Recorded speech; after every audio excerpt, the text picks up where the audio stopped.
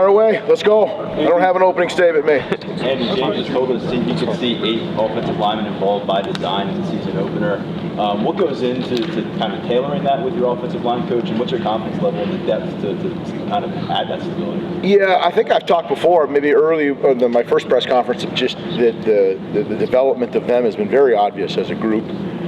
Credit to Coach Trout, Coach Leonard, Coach Q, and Sticks to do that, because to his point, if you were to say who's lineman number 4, 5, 6, 7, and 8, there'd be some questions about trying to figure it out. So that's good that there's a lot of healthy competition there.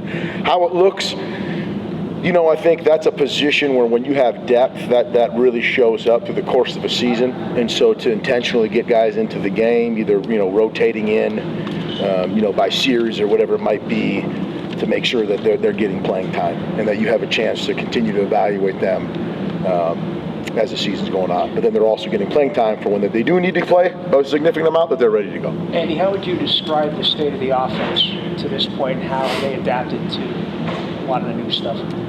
Yeah, that's a good question. The state of the offense. I wish I had some sort of presidential writer, you know what I mean? Which you half would boo and half would cheer, you know what I mean? One of those kind of things. I've been pleased, and I've commented before about how I just care that our guys are getting better every day, and that is evident. We are definitely a better football team from the very first practice I was part of this spring to now. In every one of those, we've had growth. They're never going to be perfect. I think that it's very natural for us as coaches to be critical and never be satisfied. I think that's why we're sitting in the chairs that we do. And so I don't know that we're ever going to leave a game or a practice and be like, gosh, that was perfect. But I am pleased because the mistakes that we make, we're correcting. Everyone is coachable and willing to grow. Andy. Hey, Bo, thanks for just taking the crowd, man. See Bo's here. You guys ever go? Good-looking Bo's here. Okay, anyway, go ahead. Right. Andy, in the past game last year, in terms of protecting the ball, they probably would have got an A+, right? Mm-hmm. But in pushing the ball aggressively down the field, maybe less so. So how and why do you change that while keeping the ball protection? Yeah. So what you're talking about is how do you mitigate risk and still be explosive, right? You know what I mean? Well, it goes with design. It goes with some intentions about what explosive plays look like and are. Obviously, people think about explosive plays and think about shots down the field, perhaps, and that might be part of it, but that's not going to be all of it, right? So the intention of maybe setting up plays that are complementary, the intention of putting your players in their best position possible to succeed, and the intention to make sure that you are pressing the ball down the field enough, and that you do have a plan or a vision for how much that needs to occur. Now, obviously, if people are just playing way back, you can't just rip it down the field aimlessly, but to have things that are complementary, to have those opportunities. Andy, you had mentioned, I think it was during your opening press conference this year of the fall camp, about mastering one position on the offensive line, but also still getting work at a different one. I believe is how you phrase it. Is that similar to what the receivers do, where you kind of have a home base and then you learn a different position, or is it really fluid where any guy can play any position running any route? Yeah, I would say that it's fluid, but we are thoughtful in that, hey, today this guy is going to play X, and then maybe 2 days from now he's going to play all Z. Sometimes maybe if a person is going to miss part of practice or practice, that happens organically and it forces us to have to do that. But I always challenge all of our players, and really not just receivers and linemen, but to really diversify your skill set. They all want to play at the next level, and we want that for them. Playing at the next level, you have to be a diverse player. You can't just be, I'm only the left tackle. If you want to play and stay, you have to have some diversity to your skill set. And so we want to intentionally be able to train players to do a lot of those things. We talked about the O-line before, so sometimes it's about moving that around a little bit. We've talked about the receivers, the backs doing things beyond just taking handoffs. So you have to kind of just, your plan, your curriculum, if you want to call it that, through spring, summer, and fall, has to include moving around and cross-training players. Is there an asset or a facet of like complementary skill sets out there, in terms of even tight end, receiver, running back, getting enough of different things on the field? Yeah, yes, to your point, like you can't have a bunch of slow people, right? And you can't have a bunch of just really fast, weak people, right? So when you think about complementary people, I think maybe more about putting them out there to do the things that they do well. Right? So if we have an elite speed player, put him in position to utilize his elite speed. If we have a great change of direction or physical, whatever, receiver, put him in a position to do that. If you have a tight end who's better at blocking versus receiving, put those guys in positions. I know that sounds cliche, like, yeah, Doug, coach, I play Madden and then the new college 20 football game, so I know how to do that. But actually getting players to execute those things, and more importantly as coaches to reflect and really have enough evidence to feel confident in saying that this player can do this really well. He'll be able to do that for us on Saturdays. And feel confident the others. So don't put him to do these positions because I don't know if he's going to consistently be able to do it. Like that's hard. Like you have to be awake and you have to be cognizant of those reps when you see him in practice. Andy, what are kind of those? Talked about. It's a fight. What do we want to do? Okay. What are kind of those explosive play metrics that you go by? I know some coaches go 16 yards, some do a little bit different. What are your? Yeah, Coach here has always adopted the runs of 12 and passes of 15.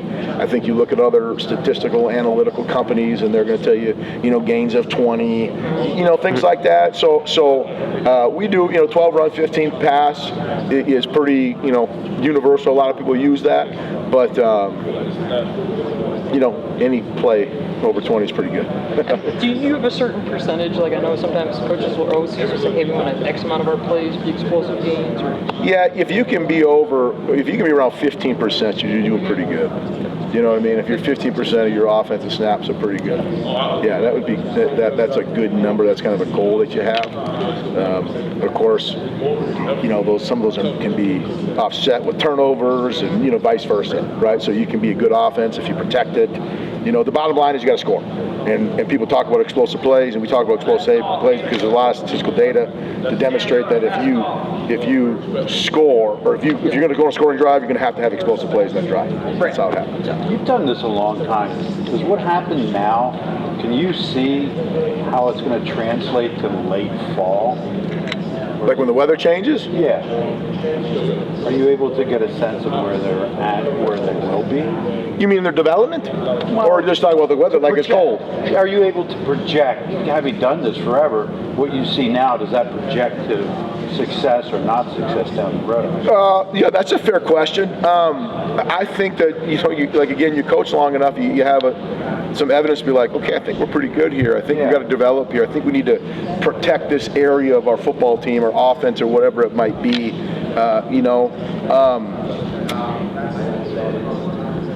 But you have to evolve as an offense. You have to be willing to go into a game and kind of reflect and say, hey, we did this well, we didn't do this well, we were wrong about this, we were right about this, continue doing this, lessen this, those kind of decisions, right? That's why it's so important this time of year, the things that you're putting in as an offense, because it has to evolve and grow based off of personnel, right, and matchups. And I brought up weather, you know what I mean? All of a sudden you get into a situation and Mother Nature decides to rip some 50-mile-an-hour winds and rain. It's going to affect how the ball's moving, How much do you balance, teaching your system and installing that here, and then game planning for West Virginia? When does that start to switch? Oh, yeah, that's a good question. A couple more weeks, I would say. But if in my opinion, if you're doing it right, and then we believe this here, the things that you're going to be doing to beat your first opponents and an opponent week 8, week 10, you're already practicing. It might look a little bit different, right, based off of how your fall camp goes and some of the questions that you evaluate about yourselves, but you definitely are doing things that you're going to call already in that game. What have you learned about this personnel so far this preseason? What is maybe one or two things that you're learning? I don't know if I've learned anything new with them. Some things have reinforced, you know what I mean, what I thought maybe through spring and summer. No surprises, but very pleased with the physicality, the growth mindsets of the individuals, the desire to improve, the willingness to learn football and how we're trying to win football games. there's a lot of philosophical discussions that we have, and the explaining of why we run plays the way we do, I think, are really important. That's what we want to be able to do on the offense, so people know why we're running a certain scheme. And the learning and the understanding, the wanting to know why, I think is really important. We have like a bunch of guys I think really enjoy football, you know. So I don't know if I'm not going to say that's surprising, but it's been reinforcing throughout fall camp. You know, fall camp's a grind, and guys have been good. More guys. You mentioned a little bit We're earlier. waiting for you. I got you. You go ahead. Go ahead. James Andrew Nelson, he talks with the staff. The team is every day. He talks about the staff. He said he talks with the coaches on a regular basis. His perspective, especially having played Division I football, how has his perspective helped the offense so far this camp? You know, so you talk in the sports science department, I think specifically our skill positions, and you talk about volume control and being smart when you know a guy had a really heavy day of running, how to control and maybe shorten the box a little bit and decrease their volume the next practice, so we're not stacking those days together. To have there being awareness for that. I appreciate about Nelly is that he's still, you know, he's still playing the sport. He understands and has some of the old school mentality of there's some grit that's involved in this, and so he's not letting the data just drive everything. There's also some hardship that's hard to measure that needs to be had that we have. He does. It's fun to him to communicate that. Have you seen an aha moment out of Drew where you go, wow, he's finally, or he's getting it, and what was that?